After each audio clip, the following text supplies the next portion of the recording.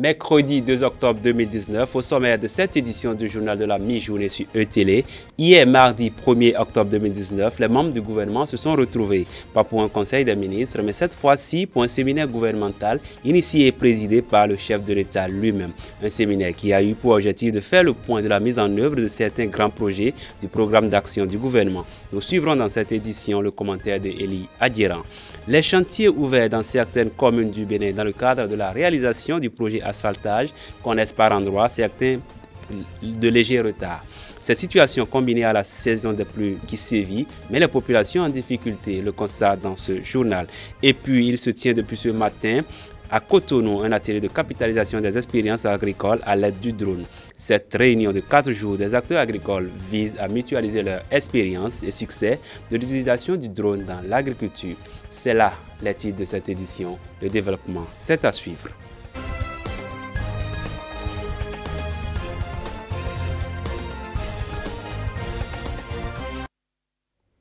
Amis téléspectateurs, à nouveau, bonjour et bienvenue dans cette édition.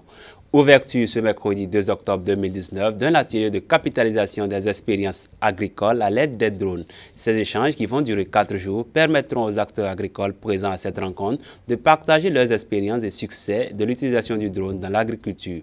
Le drone, cette technologie qui est pour eux la solution digitale pour une agriculture moderne. Reportage Maro Fabiola Boussari et Paul Esther Saossi. Au cours de cette édition sur ces éléments. Ce premier jour du mois d'octobre 2019 a été l'occasion pour les membres du gouvernement d'échanger dans le cadre d'un séminaire gouvernemental initié par le président de la République.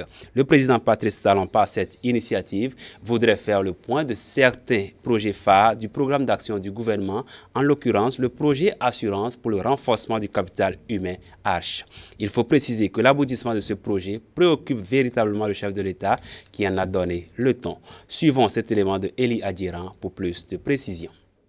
Au nombre des projets qui font l'objet d'une attention soutenue de la part du président Patrice Talon figure l'assurance pour le renforcement du capital humain ARCH. 2 mois après le lancement du volet assurance maladie, le président Patrice Talon met déjà la pression sur ses collaborateurs.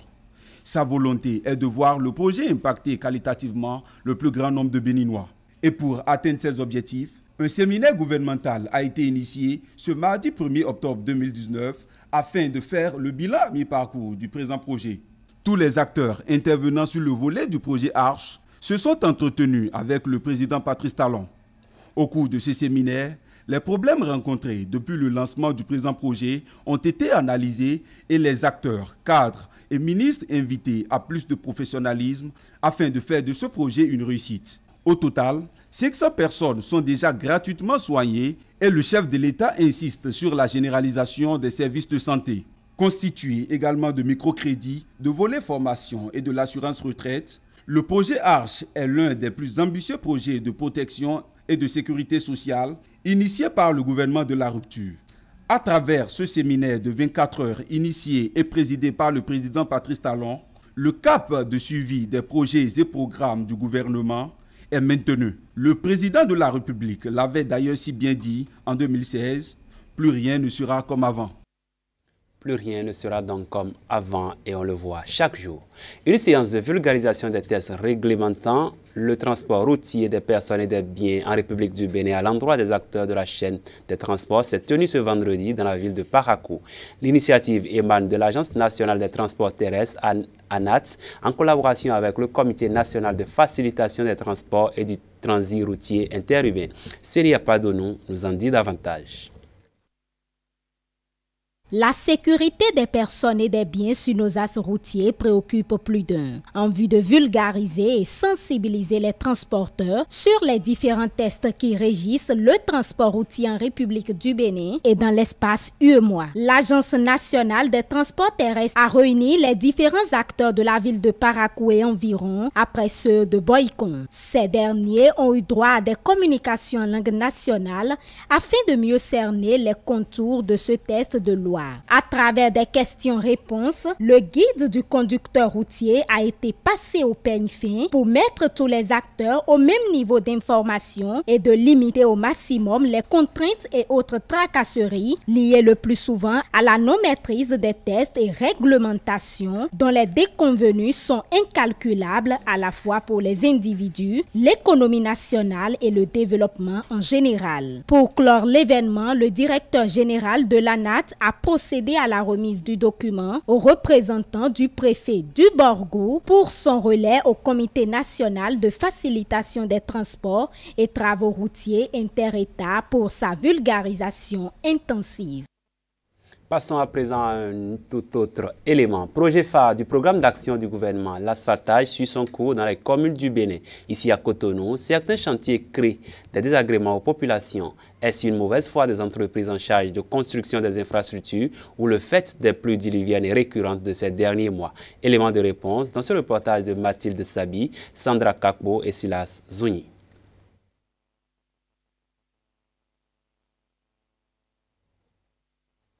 Quelques soucis techniques avec cet élément. On poursuit cette édition.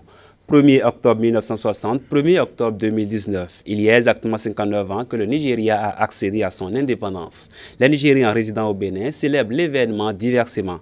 Plus de détails dans ce reportage de Romaric Dossa, Kadi Ahohuzu et Prudence Forgouté. Nigeria, état le plus peuplé d'Afrique avec environ 34 millions d'habitants, célèbre ce 1er octobre 2019 59 ans de son accession à l'indépendance. Une fête qui s'apprécie de diverses manières par les Nigériens résidant au Bénin. Je suis 100% nigérien. Je suis contente aujourd'hui. Aujourd'hui c'est Nigerian Independent. Je ne suis pas content, ils sont en train de fêter, mais on est en train de jouer dames depuis sur les jeux, on est venu pour jouer les dames. Parce que ce qu'on fait là, ça ne nous intéresse pas, à cause des problèmes qu'on est en train de souffrir ici. Aujourd'hui, il n'y a rien à célébrer, parce qu'on n'est pas content avec notre pays. Notre pays n'évolue pas. Et nous qui sommes au Bénin ici, on est vraiment, on est en douleur. C'est aussi l'occasion pour ces Nigérians d'évoquer les raisons de leurs humeurs. Ils appellent les autorités à prendre leurs responsabilités. Ce qui passe maintenant, c'est ça, on ne comprend pas par rapport des frontières. Il n'y a plus rien qui marche au Bénin. Les clients ne viennent plus. Il y a plusieurs affaires que les Nigérians font ici. Laisser les autres passer les frontières pour donner à manger leurs enfants qui sont en train d'étudier ici. Je te dis aujourd'hui, le Nigérian doit le propriétaire, le magasin, il n'arrive pas à manger. Il y a quoi à célébrer? Donc c'est le problème de Bouaria. On n'est qu'à prier, Dieu va toucher le cœur de Bouaria, il va changer. Comme si ça fait des talons, on n'a pas de problème. Dans l'attente d'un dénouement de la situation, ces hommes et femmes, pour la plupart des commerçants, semblent être coupés de toute envie festive.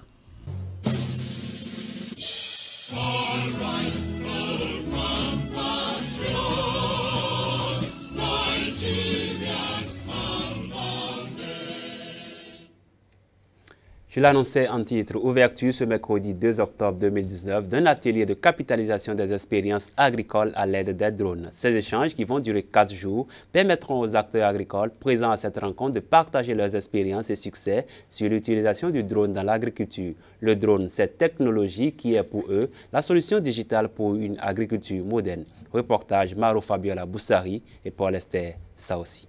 De jeunes entreprises réunies pour échanger sur les nouvelles technologies qui vont révolutionner l'agriculture africaine. Et celle au cœur de ce cadre de réflexion est le drone. Le drone comme solution digitale pour moderniser le secteur agricole, le rendre plus dynamique et attractif. Avec les drones, il est désormais possible de mieux suivre l'évolution des cultures, même dans des zones inaccessibles à l'homme, d'anticiper les problèmes tels que les attaques des pestes, d'effectuer avec précision l'épandage des engrais et des pesticides en protégeant l'homme, de calculer les rendements des cultures avec plus de fiabilité. L'adoption des technologies a le potentiel de substituer la force motrice humaine à celle mécanique, d'augmenter les rendements, non pas seulement à travers l'utilisation des variétés améliorées, d'intrants agricoles, mais aussi de pratiques et technologies plus efficientes. Cotonou devient donc, pendant les 4 jours que va durer cet atelier, la capitale de l'agriculture numérique. C'est donc une opportunité à saisir pour améliorer les pratiques existantes, mais surtout pour réfléchir et jeter les bases de la vulgarisation de cette technologie jusqu'aux confins de notre continent. Global Partners, l'entreprise béninoise qui maîtrise la technologie, évoque quelques contraintes de l'utilisation de l'appareil face auxquelles des dispositions ont été prises. Il y a l'espace aérien dans lequel ils doivent partager en fait avec les avions. Donc il faut en fait prendre certaines précautions à ce niveau pour s'assurer que en fait les drones n'aillent pas créer des problèmes au niveau avec les avions, au niveau du système aérien. L'ANAC, l'Agence nationale de l'aviation civile, a fait de nombreux efforts pour vulgariser la réglementation relative à l'utilisation des drones au Bénin. Et en collaboration avec eux, nous sommes en train de travailler pour voir dans quelle mesure nous pouvons rendre cette réglementation beaucoup plus pratique sur le terrain. La représentante du ministre de l'Agriculture, de l'Élevage et de la Pêche a rappelé les démarches entreprises par le gouvernement dans la digitalisation de l'agriculture. Le gouvernement du Bénin a sollicité l'appui technique et financier de l'UIT et de la FAO pour doter notre pays d'une stratégie de e-agriculture. De même, un vaste projet e-agriculture est sur le point d'être lancé. Il contribuera entre autres à la vulgarisation des services de drones en agriculture. L'Union européenne et le Centre technique de coopération agricole et rurale ont été remerciés pour leur appui technique et financier dans la mise en œuvre des projets relatifs aux drones au Bénin. Projet phare du programme d'action du gouvernement, l'asphaltage suit son cours dans les communes du Bénin. Ici à Cotonou, certains chantiers créent des désagréments aux populations. Est-ce une mauvaise foi des entreprises en charge de la construction des infrastructures ou le fait des pluies diluviennes et récurrentes de ces derniers mois? Élément de réponse dans ce reportage de Mathilde Sabi, Sandra Kakbo et Silas Zoni. Quelques mois après le démarrage des travaux du projet asphaltage, le constat est perceptible. Les travaux peinent par endroits à être achevés, ce qui crée d'énormes difficultés aux populations qui ont du mal à accéder à leur domicile et services. Vraiment, on a beaucoup de difficultés, beaucoup même. Par exemple, je suis dans la maison là, vous voyez, c'est ma voiture qui est garée là, la golf que vous voyez. Au début, c'était un peu très difficile pour moi pour garer. Je suis obligé de passer la nuit dans la voiture. Parce que le premier jour, j'avais laissé la voiture là-bas. Le lendemain, je suis venu trouver, ils ont enlevé les choses sur la voiture. Donc ça n'a pas été facile pour moi. Bon, il est obligé de changer les choses, j'ai changé. Maintenant, 2 fois, je passe la nuit dans la voiture. Bon, ces 2 jours maintenant, j'ai trouvé un frère qui est à côté là. C'est là que je gare ma voiture dans la nuit. Et puis je marche pour venir à la maison. Même pour mes motos dans la maison, ce n'est pas facile. C'est impossible même, c'est impossible. Regardez vous-même. Même les enfants, s'ils vont à l'école, même, il y a tellement de problèmes. Bon, d'une part, c'est une bonne chose qu'ils sont en train de faire, mais seulement qu'ils sont en train de retarder les travaux, sincèrement.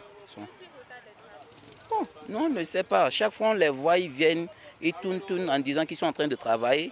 Après, ils vont partir. 2 jours après, on va les voir. Regardez, est-ce qu'aujourd'hui, il n'y a personne sur le chantier? Regardez vous-même, constatez vous-même. Il n'y a personne sur le chantier. Certains riverains pensent à un laxisme et une mauvaise foi des ouvriers. Les manœuvres, quant à eux, imputent le léger retard à Dame Nature et se remettent à Dieu afin de pouvoir livrer les travaux à bonne date. Nous demandons d'urgence que si le travail est là, s'il y aura encore plus de rigueur, c'est-à-dire plus de pression pour que ça aille vite. Oui, les riverains sont en train de se plaindre. Bon, regardez aujourd'hui, il n'y a personne sur le chantier. Donc ça ne veut pas dire que c'est la pluie. Seulement, ils font ce qu'ils veulent seulement. Ils sont en train de travailler, hein. Bien vrai, ils sont en train de travailler, mais ils sont en train de retarder les travaux, sincèrement. Ils ont commencé ça là maintenant plus de 3 mois aujourd'hui. Regardez là où ils sont jusqu'à présent. Il y a c'est la saison des pluies, c'est l'eau qui nous gêne beaucoup sur la voie.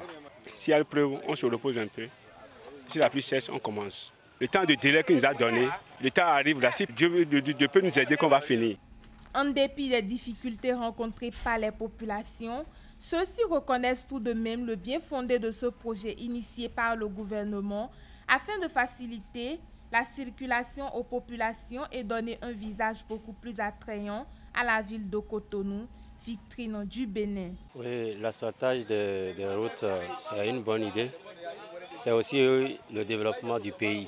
Malgré les pluies abondantes, les ouvriers continuent toujours le travail dans le souci de rester dans le délai contractuel. On va sortir de cette édition par un élément littérature. Les femmes sont bien présentes dans l'entrepreneuriat au Bénin. C'est Yvette Doubogan, enseignante-chercheur en sociologie, qui le dit dans un livre qui sera lancé jeudi prochain à la librairie Notre-Dame. L'auteur propose une nouvelle voie et une vision contraire aux perceptions plutôt négatives que l'on a de la participation des femmes au développement du pays. On vous propose ici de suivre un extrait, un avant-goût du lancement du livre prévu pour jeudi. Je trouve qu'il est important de restituer la vérité. La plupart du temps, on parle des activités des femmes, surtout les femmes qui ne sont pas allées à l'école, qui n'ont pas de grandes entreprises. On en parle comme de petites activités qui ne semblent pas avoir beaucoup de valeur. Et l'ambition que j'ai dans cet ouvrage, c'est de montrer que lorsqu'on traite les données nationales et en tenant compte de la définition de l'entreprise, les femmes représentent 46% des entrepreneurs, toutes catégories confondues. Quand bien même, ces mêmes données nous montrent qu'elles sont à plus de 70% dans le secteur informel et c'est seulement 22% qui sont dans le secteur formel.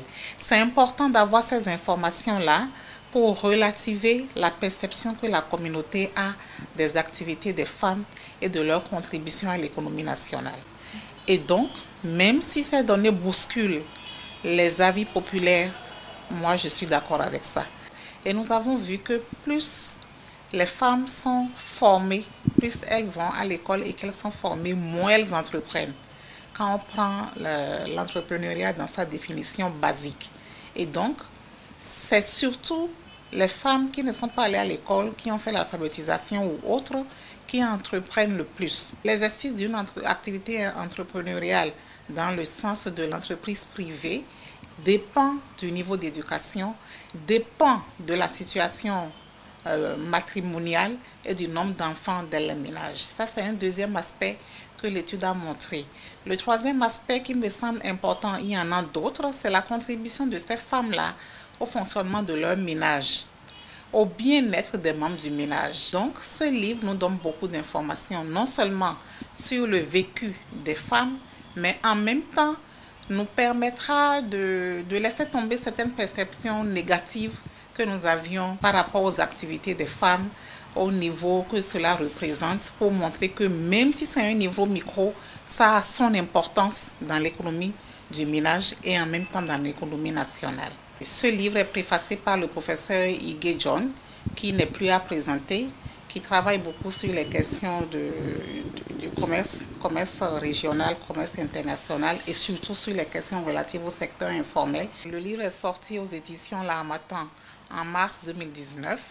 Nous avons attendu la rentrée pour faire le lancement de ce livre à la librairie Notre-Dame, jeudi prochain, 3 octobre, à partir de 15h.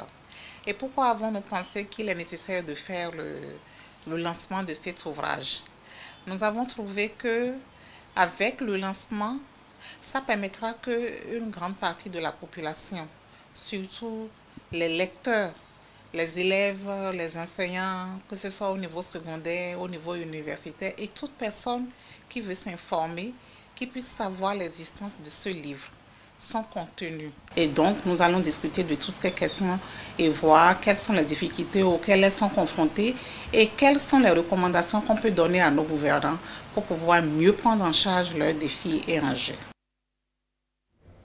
C'est tout pour cette édition du journal. Merci de nous avoir suivis. Agréable suite des programmes sur E-Télé. Bon appétit à toutes et à tous. Retrouvez-moi demain lorsqu'il sonnera 13h sur les antennes de votre chaîne, la chaîne de l'excellence.